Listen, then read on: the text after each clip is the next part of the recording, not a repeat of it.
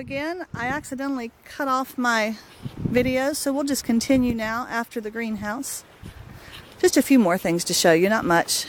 Here's another tire bed. We had no success last year growing watermelons in here.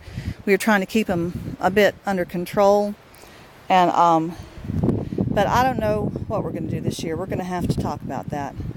I don't really like those for watermelon. I don't know. I wouldn't mind putting some rosemary in those. Would be nice. This is our asparagus bed, and we are very pleased with our asparagus bed.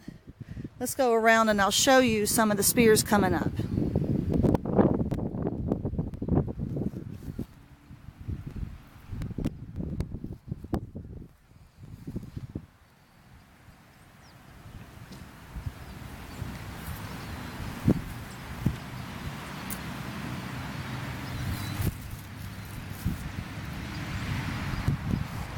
And this is probably our best corner here.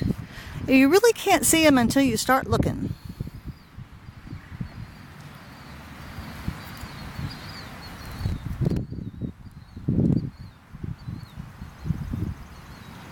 There's a lot of asparagus, and in no time at all, this will be a cloud of asparagus. My brother Max is a farmer, a berry farmer in West Virginia, and I think he was really surprised that we were able to grow. I grew this asparagus from seed. Elsewhere, it takes a decade to get an asparagus bed going. This is its third sprouting, I guess you'd call it. We haven't harvested any yet because we're waiting for it to be mature. You don't want to damage it. So that's the asparagus bed. This will be a little strawberry bed. We're going to buy plants. It's not quite time for that yet. We did not have success with that last year, but we bought junky plants instead of good ones, and that was our fault. Okay. This is, any kind of gardening or farming is trial and error, and this is Adam's compost. He has another compost pile over near the barn, but he wanted to have one here closer to the beds.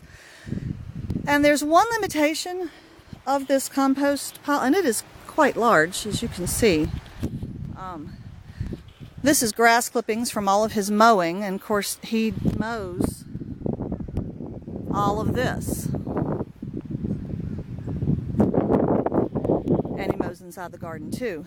The difficulty is the dogs don't come in the garden, and the dogs love to play on the compost piles, and so they keep turning the compost piles in their play, and turning the pile is really, really beneficial to its decomposing. So you see all this grass has just sat here on top of itself and not really decomposed. If I could show you the compost pile over by the barn where the dogs love to play, it's nice and flat, it's turned to soil. It's just amazing how the behavior of animals can impact how nature behaves. This is a sweet potato bed. We have no sweet potatoes in there yet, of course. This is the red potato bed. And Adam has been getting it weeded out for putting potatoes in. We have some potatoes that are sprouting to go in there.